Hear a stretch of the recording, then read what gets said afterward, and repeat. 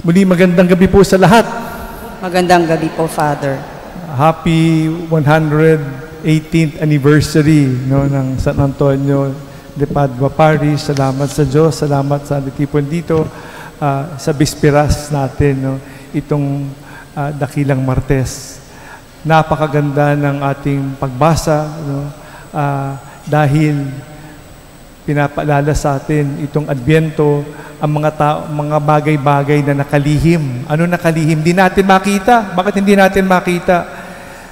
Kasi, tignan nyo ang Panginoon nagpasalamat. Sabi niya, pinapasalamatan kita, Ama, Panginoon sa langit, sapagkat nilihim mo sa mga marurunong, mga mayayabang, mga pantas, ang mga bagay na to na hinihayag niyo sa taong may kalooban katulad ng bata.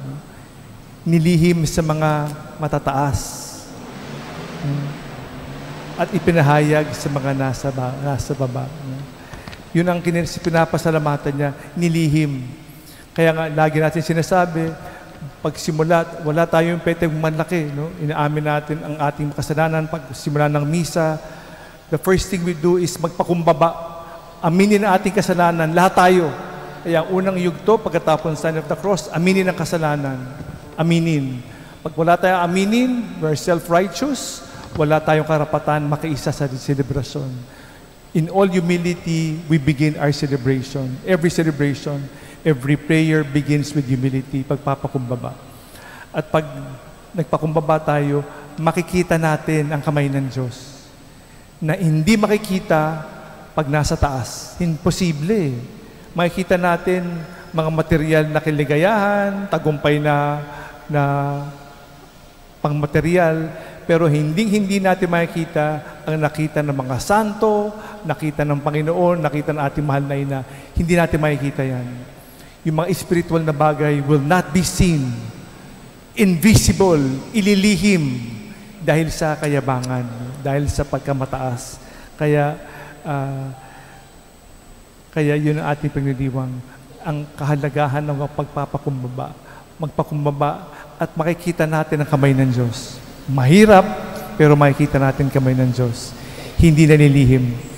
Nung linggo, sinasabi natin, Adbyento, pagdating, tatlong pagdating. Yung nakita na natin yung past tense, December 25, year 0. Sa December 2024, itong dadating in about 4 weeks, yung pagdating niya, di ba? Past tense. Nakita na natin yan. Ang nakalihim, yung present tense, yung araw-araw niya pagdating, at yung muling pagdating, hindi pa natin makita. Di ba? Inililihim pa sa atin. Present and future tense. Yung kanyang muling pagdating o yung ating kamatayan. Kailan yun, hindi natin alam. Sana makita natin, makikita natin kumikilos ang Diyos sa atin ngayon mismo.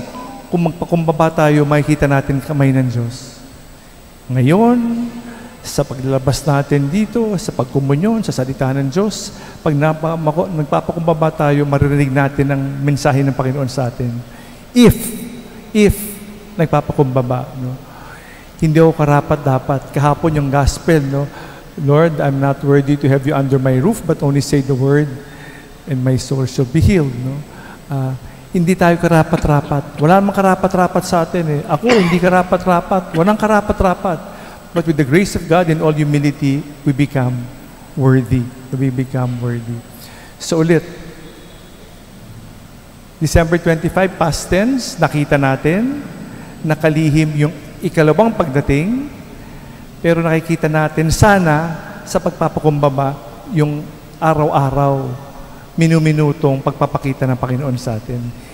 Hindi nakalihim kung tayo'y magpakumbaba. We will see dumating, seen, dumadating right now, nakikita natin in all humility, and if we are ready to do that, in the second coming, o kung kailan tayo mamatay, makikita natin ng maliwanag. Sabi, mapalad ang yung mga mata na nakakita nito, yung mga hari, how they wish.